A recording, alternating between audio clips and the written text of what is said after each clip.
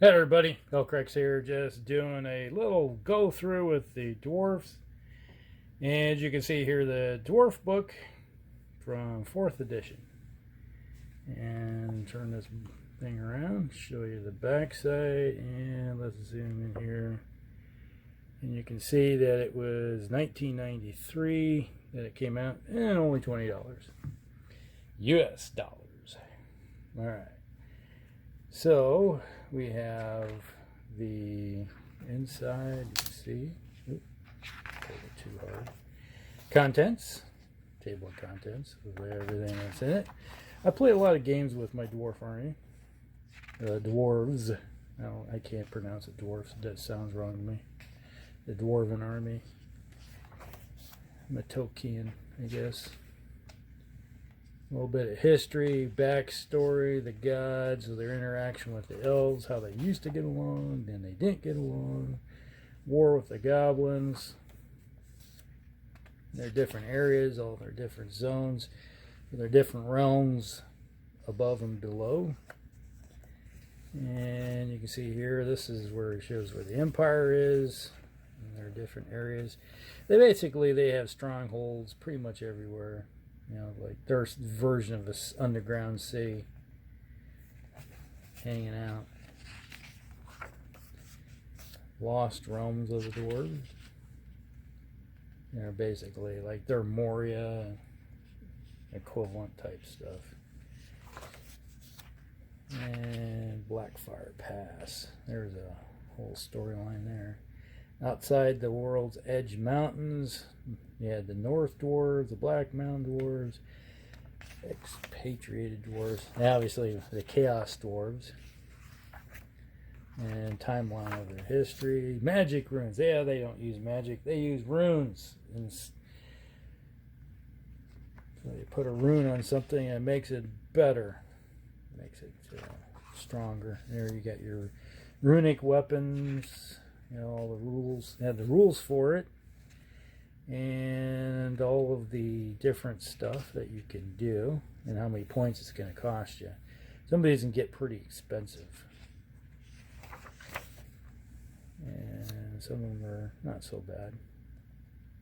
But typically, if you got a hero type, you're going to put them on your heroes, champions, give them something. And you got runes of protection, and then you got your engineering runes. Basically, you can put on your war machines, make them more powerful. Talismanic runes. This is basically for element. I can't even say the word. Okay, here we got the heavy metal dwarf flame cannon. Always wanted to get one of those things, but just never did.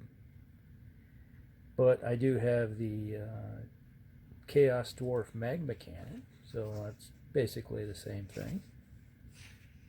Bugman's Dwarf Rangers, Dwarf King on his little carriage. Then you have your Anvil of Doom.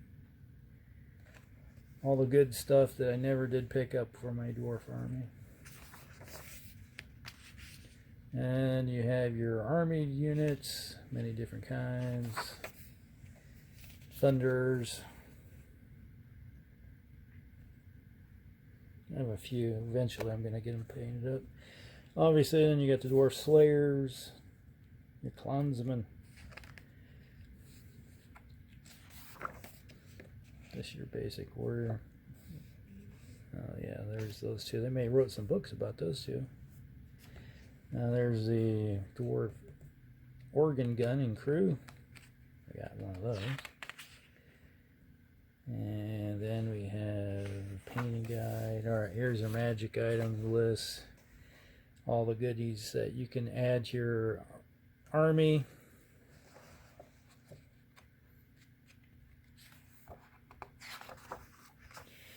Battle of Eastgate.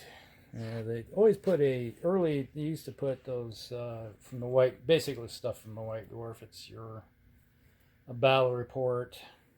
It's supposedly it's supposed to get your juices salivating for putting into making your army.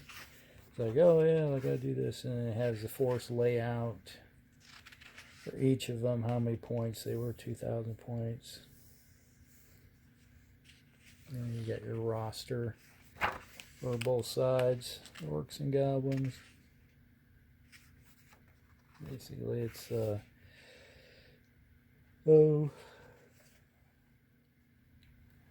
it's like with goblin fanatics. That's the thing that makes the goblins pretty expensive. But you have to have fanatics if you're going to run goblins. Those things are your stuff that you launch out there and cause massive amount of damage, and hope that they don't have a chain wrap around themselves and kill themselves. Basically, design notes on how to build your force. And they put a lexicon. Yeah, there you go. How to make basic language for the inside your game. Stuff that like most people just like, okay, passing by. And you have your war machines.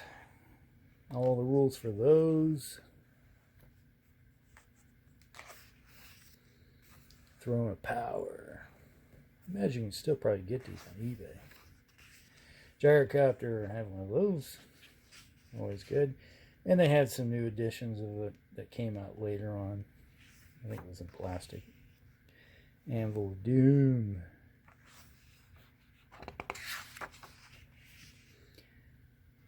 Cannons. Basically, they're great cannons. Same basic rules that you have. And you got your stone throwers. Must have a catapult. Bolt throwers. It reminds me, I had some bolt throwers someplace in my collection that I did use with my dwarves. Basically, they're ballistas. Alright, here we got talking about the different units in the game. Slayers.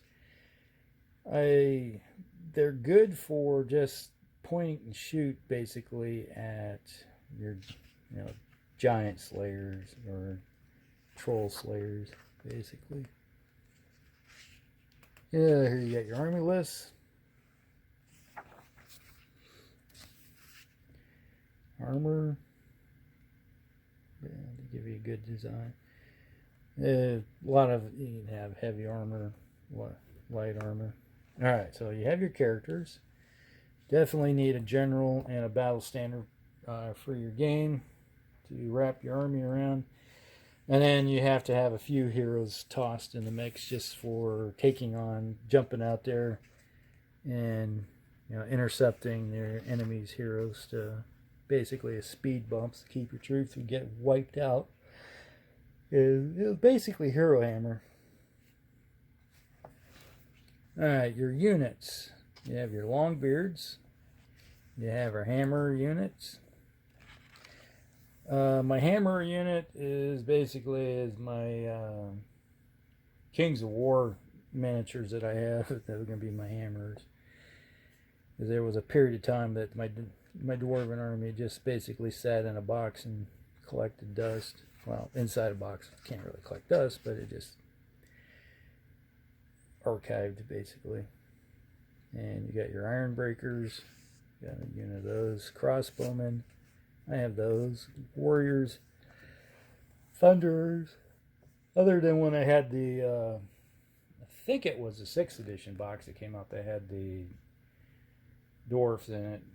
That's where I picked up some more miniatures for my army. But then you have your Slayers. Alright, the basic rules for your war machines, how much it's going to cost you. It's like stuff gets kind of expensive.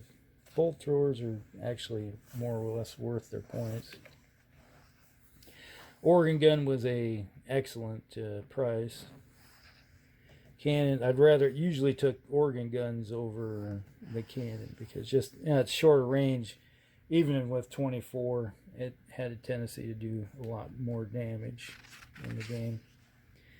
And you have your assortment of monsters you can bring. Typically, I always brought in a chimera. It's like, yeah, you keep hearing it. It's like chimeras, dragons, or a hydra. Back then, there was a lot of different monsters you can bring into your force that you didn't have to worry about before. Then your special characters. A lot of times they didn't run them because, well, there are a lot of points in the game. And there's Gotrek and Felix. Those two. Like I said, they made a lot of books out of them. Stories. Joseph Bugman and his brewery. And then everything you need to expand. It's like I got these books here. I think those, yeah, I got all those books. Throne of Power, Anvil of Doom. Basically everything, hey, if you don't have these, you need to get them. There's lots of advertising in the back.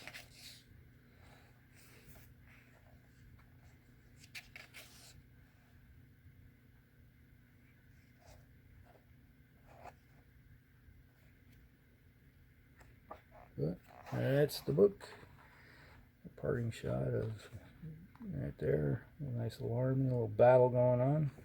And we see in the back. All right.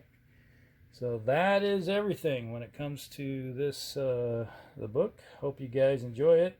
A little bit of walkthrough, a little bit of history with the game. From 4th edition, 27 years ago. All right. We'll talk with y'all later. Hellcraig's out.